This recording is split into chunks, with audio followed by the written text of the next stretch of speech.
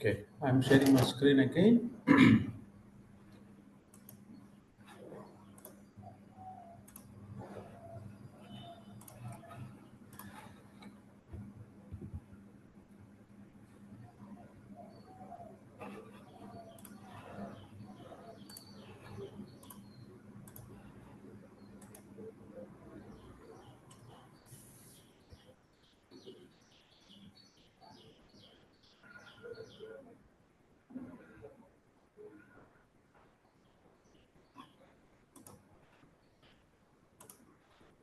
Hope my screen is visible, right?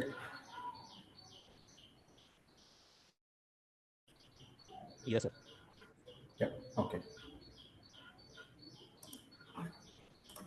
So we're talking about the signaling codes, then help of authorized signaler must be taken while driving backward or the view is restricted and they should be protected against the weather, dust, load being lifted and also possible accidents. Okay, we have to take the signaling person help so that we can able to avoid the accidents while taking backward of the vehicles.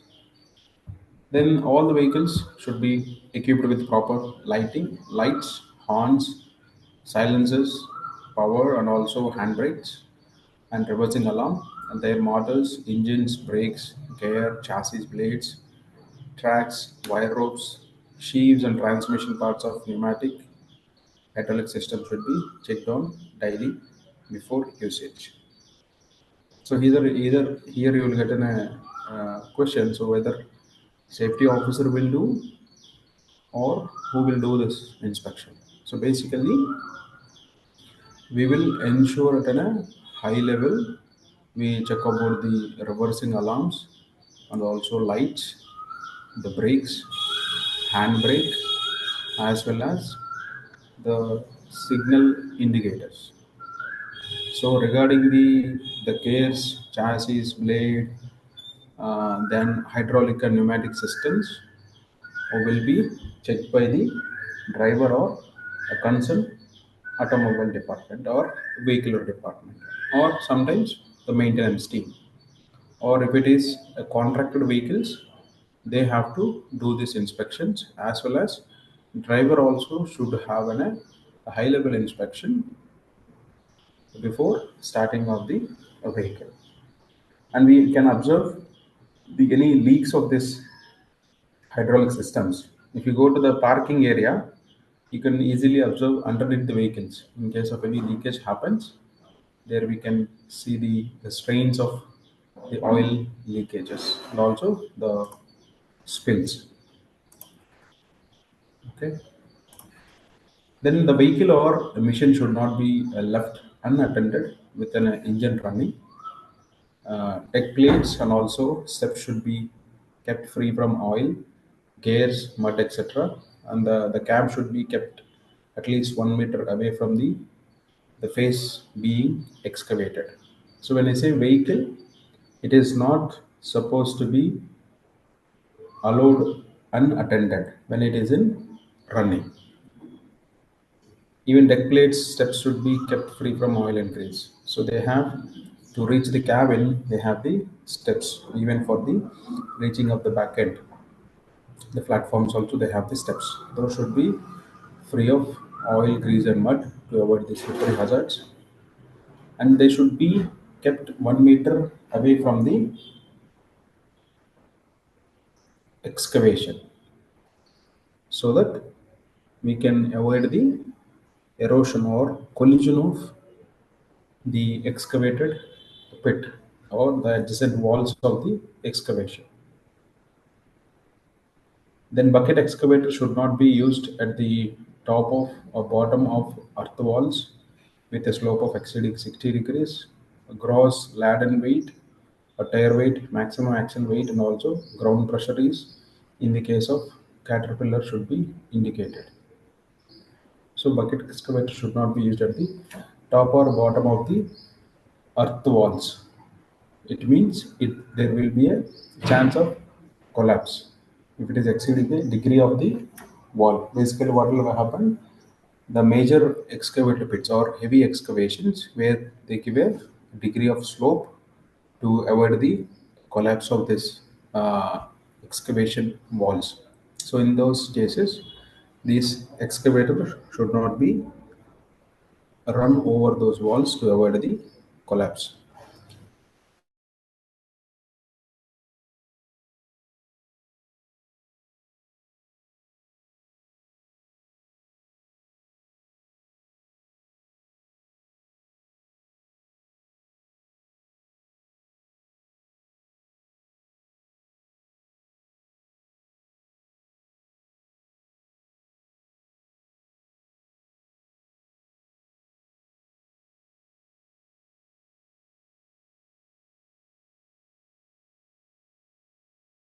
For the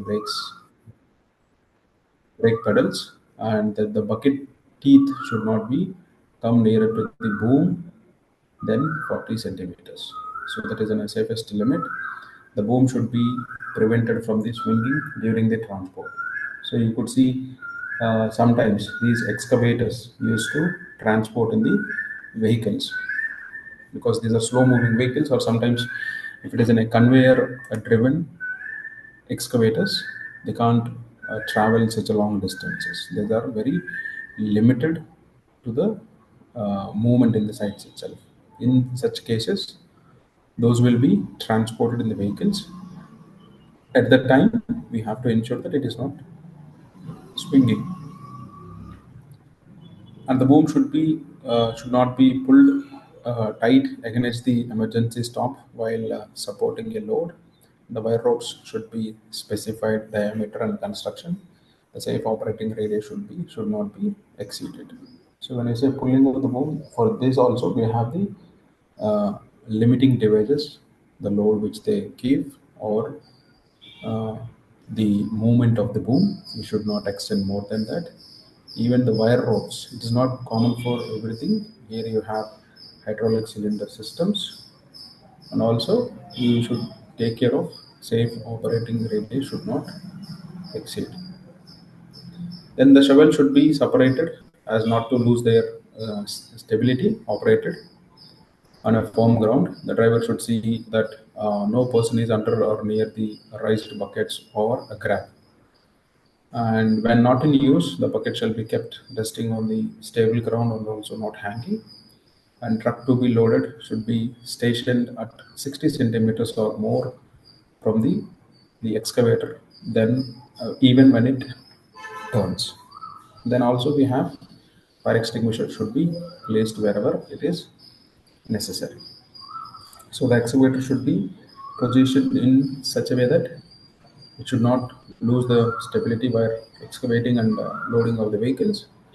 And driver should look after every time the movement of the people in underneath these buckets.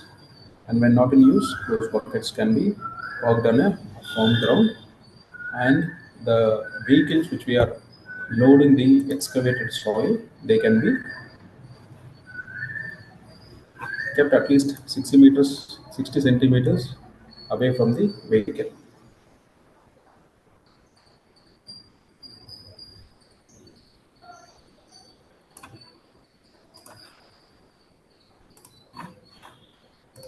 Okay. Then bulldozers. So while moving uphill, the blade should be kept low, and also the blade should not be used as a brake except in emergency cases. So these are type of bulldozer images you can find.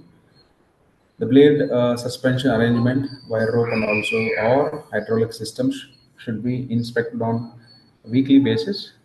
And it's not mandated that you should have a weekly basis. You can make it on daily or monthly, depends on uh, the practices or procedures of the organization.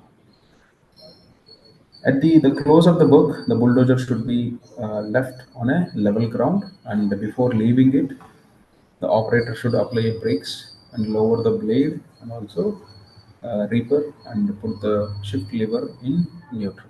And it's a shift lever in the sense basically it will have forward and reverse. So when I keep it in neutral, so it is a a zero mechanical state we can consider. Then scrappers, these are nothing but the tractor and the scrapper should be connected by a safety line. When in operation, the scrappers moving downhill should be left in gear, and scrapper bowls should be probed when blades are being replaced. These are also similar kind of operation like the bulldozers. Then pavers, the guard should be provided to prevent the workers from walking under the skip. The pavers is nothing but where you see while making the tar roads, they used to use the heavy machineries. Those are nothing but pavers. Then road rollers. So these are basically used for leveling or settling of the soil which we have applied or backfilled, etc. The land should be checked for bearing capacity. Sometimes what will happen for the settlement, the people used to apply the water. In those cases, there might be a chance of these road rollers and go and trap or get stuck in the soil. So we should check the capacity of the soil and also general safety before using these rollers. While moving downhill, the engine should be in gear, and where it is not in use, the brake should be applied, the wheel should be blocked, and also the contact should be switched off, and also the engine should be in a bottom gear if the roller is facing hill, and the reverse gear if it is facing the downhill, so that we can restrict the movement or free rolling of the roller. Then pile drivers, you could see the image. So these are the nothing but the pile drivers. So they used to make the vertical holes to the soil. From there, you will pour a concrete. The pile driver equipment should be of good design and construction properly maintained, and economic principle should be considered. The pile driving should be carrying out under the supervision of competent person.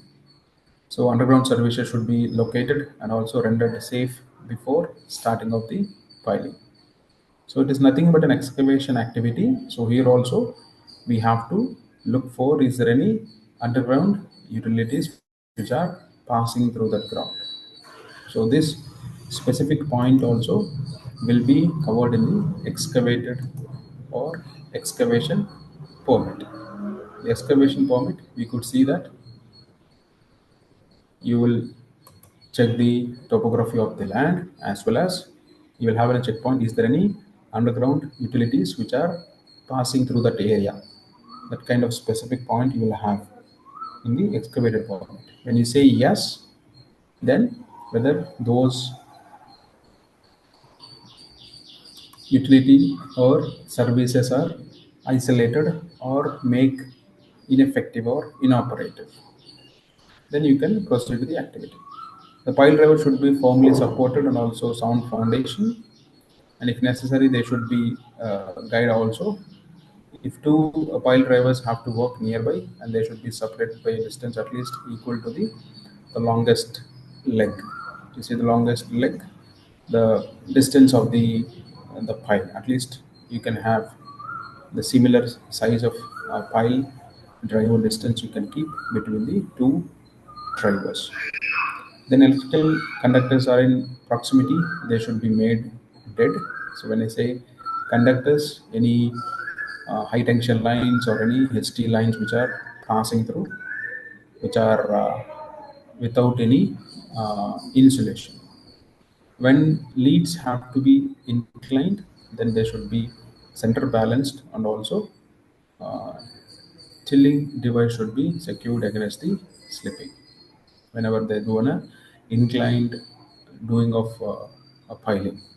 And the hoses of steam and also air, the hammer should be securely lashed to the hammer so that to prevent them from the wisping if the connection of the brakes, and the overturning of the pile drivers should be prevented, and outcoming of the rope from the top pulley or the wheel missing or hammer from the pipe should be prevented. So basically, This piles, it is basically a drilling kind of operation where you see uh, a portable drill machine. It is also similar kind of application where it will drill the soil to make a hole to settle the soil. The pile lines and the pulley block should be inspected before beginning of each shift, and only trained operators should be employed. And use of suitable signals, ear protectors, and also safety helmet is necessary. Pile should be prepared at a distance of at least equal to twice of the length of the longest piles. And also the pile drivers, when not in use, the hammer should be blocked at the bottom of the blades. So it will have an impact kind of penetration power. So those must be stopped in condition. Even between the piles, if you see there are two piles, you should maintain the longest leg. You will have the supporting legs how you see for the JCBs in the back end side. Similar way, you should maintain the certain distance so that we can avoid the collision or accidents. Then plant and machineries and hand tools. So hand tools we covered in IS 102 portable hand tools and power tools where we use for various applications. All such machineries, equipment and tools should be of good ergonomic and safe design, maintained in good working order and operated by trained operators with necessary personal protective equipment. Then safety instructions from manufacturer and also safe operating procedures should be followed. So whatever the site you take, so basically you should have safe working procedures, and also the equipments also should have a safety controls. If you take these hand tools or portable power tools, when you take an example of a grinding machine, so if you are not fixing the guard for the grinding wheel, but you are giving a safety shield and also safety goggle to the operator. So it is not going to be helpful at all because you are not protecting or you are not the blocking the hazard. Whenever any wheel break happens, it directly come and hit. If there is a guard in place, so we can avoid the pressure or the consequence or the impact of the wheel can be reduced drastically. So we have to ensure we have safe procedures in place, and also we have safe equipments in place, and also we should have over and above personal protective equipments to reduce the severity. Then power driven equipments, so which should be properly earthed, stop switch provided in close proximity, adequately guarded, speed regulated, and when not in use, switch off and isolated before any major adjustments. Any power driven equipment should be properly, which is electrically operated, and you should have controls which are nearby, and also speed regulated when not in use. But some equipments it is not possible to reduce this thing, but most of the equipments we can able to reduce the speed. Then switched off and isolated before any major adjustments or de-energization. When I say de-energization, again we'll follow the Lotto procedure. Okay. Then concrete mixtures. So these are again well familiar equipments. This is basically a drum kind of setup. The olden days, nowadays we are getting the ready mix concrete, and also we are seeing now these concrete pumping machines. So the ready mix concrete vehicle will come. They'll dump the concrete in the concrete pump with the piping connections. The concrete can be reached to the whatever the height which you are planning to pour a concrete. Okay. So all the gear chains and the rollers and open revolving, the blade should be guarded or fenced. The hopper should be protected by the side railing to prevent the workers from passing under the skip. The hopper hoisting wire ropes, brake or skip hoist, clutches, and also braking devices should be checked and adjusted regularly. Double earthing and insulation of electrical parts is necessary before allowing a person to enter the drum for the cleaning or repair. Electrical connection should be Sir, removed. sir, Yeah. how to question is asked in our examination in plant machinery equipment and hand tools. Nowadays, in my experience, there is no specific question with respect to the missionaries. They can ask you in such a way that what are the different types of hazards associated with the equipments which we use in construction industries or in the construction sector. There you can write all these types of equipment, then you can write the respective hazards. Okay, sir. Like concrete mixer, crane. No, ऐसा तो कभी पूछा ही नहीं है. I mean, last 6 7 years I am in this field. ऐसा तो कभी पूछा ही नहीं है. Specific to any vehicle or specific to any equipment or specific to any tool. So basically, they ask list of tools or what are the hazards associated with the tools or list of construction equipment and what are the hazards associated with that equipment. They've given a basic question so that you can able to write all the equipments which we use in the sector. Okay, sir. Yeah, maybe in another 2 weeks time, so maybe hopefully we'll complete. Not, I mean, if you take 3 classes in a week, another 2 3 weeks, or by end of July we can complete the syllabus. So after that we'll have one set of question paper discussion, last previous year question papers. Then we have one more set of revision if time permits. There you can understand how the questions are asked.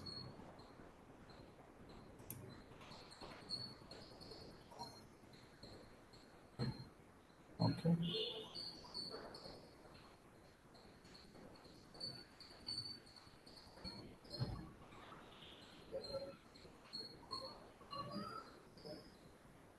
Okay, fine. So whenever we allow the people to enter in cleaning of such concrete mixtures, if you see the even the structure of these concrete mixtures are the ready-made concrete vehicles, you will see there you will have funnel kind of a setup. While it is rotating, the concrete move will out. Such a kind of setup you have inside a drum. The concrete bucket towers and also the mast with the pouring gutters and also the conveyor belts should be erected by competent persons. Nowadays, this is not the case. Now we upgraded, as I mentioned, we are getting the pumping system. Previously, we have buckets or mast to take the mixed concrete to the respective levels. At the time, it has to be erected by the competent person and inspected daily. The which operator should be able to see the filling and emptying and lowering of the buckets. When I say which operator, which we have seen in our previous images, there you have a gear kind of setup. So while going up and pulling down, you have a gearing setup. So you used to monitor the unloading of the bucket. Then you will lower the bucket for next filling. Otherwise, the banksman should direct the operator. Guides for a bucket should be correctly aligned to prevent the bucket from jamming in the tower.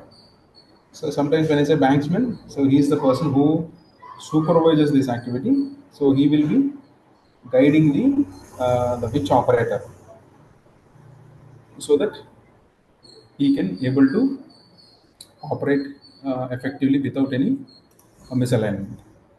The structural scaffold carrying the pipe for pumped concrete system should be strong enough to support safety factor of 4, which means 4 times the weight of the piping and as well as concrete which is flowing through to support the filled pipe and also the workers on it. Such concrete carrying pipes should be securely anchored at the ends and at the curves and also provided at the top with the air release valves and also securely attached to the pump nozzles. So now these are will get with the clamps. So they have to ensure wherever they have the curves or any joints, they should properly connected all this piping. And if it is running through on a scaffold, it should be able to capable of holding 4 times the capacity of the weight which we are applying. Then concrete vibrators. So again, these are vibrating unit should be completely enclosed, and also the belt to guarded. Electrical vibrator should be protected by overload relay and earthing. Cable length should be sufficient. The needle load should be firmly locked, and needle inner core should be lubricated. If you see the concrete vibrators, now we are getting the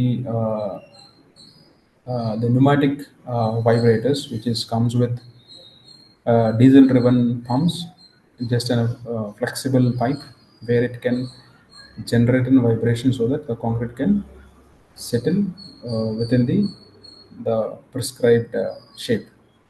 Then the pneumatic compressors, again these are tested by the competent person is necessary. The air receiver should be equipped with safety valves and pressure gauge, drain cock, and opening for inspection and cleaning. And it is safer to provide the PRVs, pressure relief valves, and a stop valve, and also oil separator between the air receivers and the compressors, so that we can avoid the contamination in the air. So nowadays we are getting this sophisticated filters. So when you say in the compressor, it is going to be a storage device. Uh, for this, before entering the moisture and also the oil content in the air will be properly segregated or filtered before it is going to the compressors for a storage. Then the compressors should be equipped with an automatic device to control the safe discharge pressure, and a quick release valve, and suitable arrangements to prevent or remove contamination in a confined spaces. Sir, And these are where sir, these are like concrete vibrator compressor in hand tools. no, these are the yes. Sometimes we use the pneumatic tools by using this compressed air. Okay. Yeah.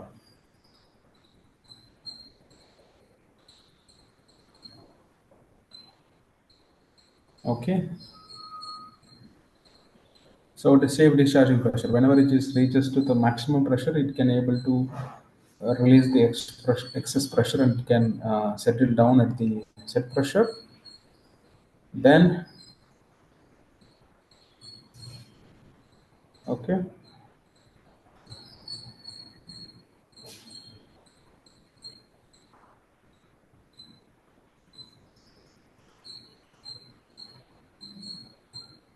okay. Sometimes what will happen in case of any the air receiver which is capturing, because basically they will capture the air from the atmosphere, then stored at the high pressures. In case of any flammable atmosphere near these compressors, we have to avoid the should be protected from the sparking to avoid the explosion in case of any harmful air or flammable air which is entered into the compressors. And water flow should be ensured in water cooling jackets. Inner and also upper cooler should be able to withstand the maximum pressure in the air discharge piping, and such piping should be provided with the feasible plug and insulation to protect workers against the burns and also fire risks. When I talk about this feasible plug, as I mentioned, if you see the pressure cookers in our homes, also we have two safety controls. One is the whistle, which is nothing but SRV, safety relief valve, and other one is the fusible plug. So whenever this the safety relief valve, which is nothing but the whistle, which is not operating or which is choked or blocked, then this fusible plug will be over and above the vessel pressure, so it can melt and it can release the pressure. Same kind of application. Then where the stop valves are installed in air discharge piping, they should be easily accessible for inspection and cleaning. And also one or more safety valves should be installed between the compressors and also the stop valves for the inspection. Then electric tools. So these are mostly portable in nature. Portable electrical tools should be operated at the low voltage with ELCBs, earth leakage circuit breakers, and also RCCBs, residual current circuit breakers, used to uh, prevent the people from the electrical shocks. Then the tool should be properly earthed within a metallic cases. All insulated or double insulated tools need not to be earthed. When I say double insulated, you'll have a double protection, or one is inside the conduits or the parts which can transmit or energy. The periodic inspection and maintenance should be carried out by a competent electrician. So proper fuse and insulated handles are necessary. Then hand tools. These are again basic tools which we use for common applications. They should not. They should be tempered or dressed or repaired by a competent person. If somebody is doing any altering or any adjustments, they should be done by a competent person or who is having uh, skill on such repairs or adjustments. Cutting edges should be kept sharp, and hands of hammer and also shock tools should be dressed or ground as soon as they begin to mushroom or crack. If you see the heads of the hammers, so heads of the hammer in the sense the head of the hammer where you use a piece of a metal. So over a period of time, what will happen? It become a shape of a mushroom. In the sense, if you are continuously using such hammers, if it is in a soft material where you are hammering on the a hard material than the hammer, then it starts damaging the head. It will become a mushroom. You will see if you observe any uh, tool making, especially in the roadside, you used to see the people who used to have this tool makers. There you can observe this.